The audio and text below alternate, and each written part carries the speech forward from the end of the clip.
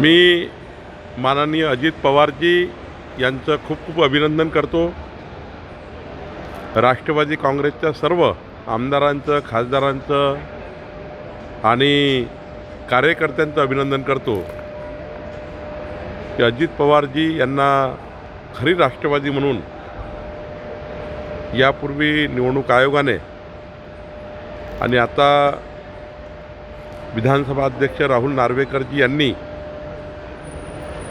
नियमाप्रमाणे विधानमंडळाच्या ज्या परंपरा आहे, नियम आहे आणि अत्यंत चांगला निर्णय, नियमाने निर्णय राहुल नार्वेकरजी यांनी दिला, त्याबद्दल योग्य निर्णय केल्याबद्दल राहुल नार्वेकरजीचं सुद्धा या ठिकाणी मी आभार मानतो। स्पीड वाढेल का इनकमिंगची? मग आता इनकमिंगचा या निकालाशी काही संबंध नाही आहे। मोदींची गॅरंटी आहे आणि मोदींची गॅरंटी ही आता महाराष्ट्राच्या जनतेने स्वीकारली आहे। जनताही सोबत आहे आणि आता मोठ्या प्रमाणावर महायुतीमध्ये जे पक्षप्रवेश होत आहे हे मोदींच्या गॅरंटीने होते आहे। मोदींच्या सरकारने जे काम केलं 10 वर्ष, इन्फ्रास्ट्रक्चर असेल, रेल्वे असेल, गरीब कल्याण असेल, जे काम झालं आहे या महाराष्ट्रात देशामध्ये, त्यानुसार लोकांचा आता भाजपवर आणि महायुतीवर विश्वास वाढलेला आहे। म्हणून मला वाटतं इनकमिंग सुरू आहे।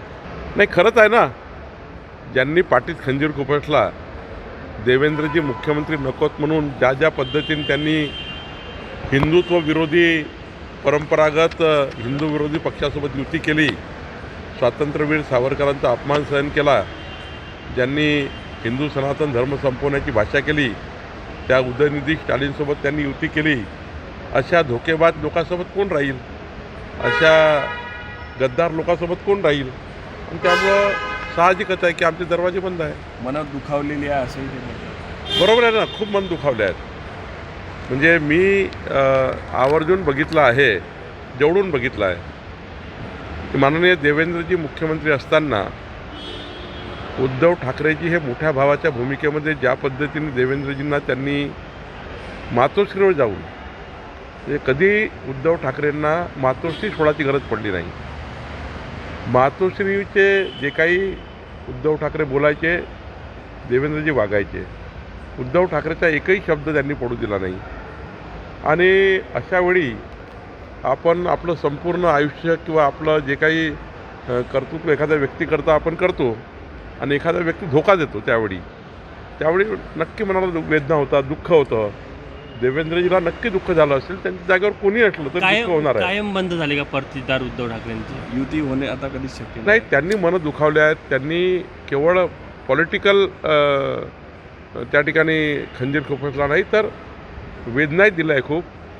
अत्यंत गलिच्छ भाषेमध्ये देवेंद्रजींना आणि आमच्या पक्षाला टार्गेट करून, मोदीजींना आणि देवेंद्रजींना आणि खास करून आमच्या पक्षाला ज्या पद्धतीने त्यांनी कमरेखालच्या भाषा वापरून सकाळी 9 वाजताचा रोजचा रेकॉर्डर, सकाळी 9 वाजता सकाळी उठून आमच्या पक्षाला शिवीगाळ करणे, नेतृत्वाला शिवीगाळ करणे आणि उद्धवजीचं खुलं छूट असणे, अशा लोकांना सामनात कितीतरी वेळा आम्हाला मन दुखवण्याला एक विधानं करणे, मला वाटतं ह्या सर्व ज्या कृती आहे त्या न सहन करण्याच्या पलीकडल्या आहेत। बावनकुळे साहेब, वैभव नाईकांची भेट झालेली आहे चव्हाणांसोबत। आता मराठवाड्यानंतर मिशन कोकण असं काही चर्चा सुरू झाल्या जोरात? नाही, मला वाटतं मंत्री आहेत रवींद्र चव्हाण, आणि मंत्र्याशी कुठलाही आमदार भेटू शकतो, मुख्यमंत्र्याशी कुठला आमदार भेटतो। त्यामुळे एखादी भेट झाली असेल त्यावरून काही विधानं करणं काही योग्य नाही किंवा कुणाच्या नेतृत्वावर शंका उत्पन्न करणे काही योग्य नाही।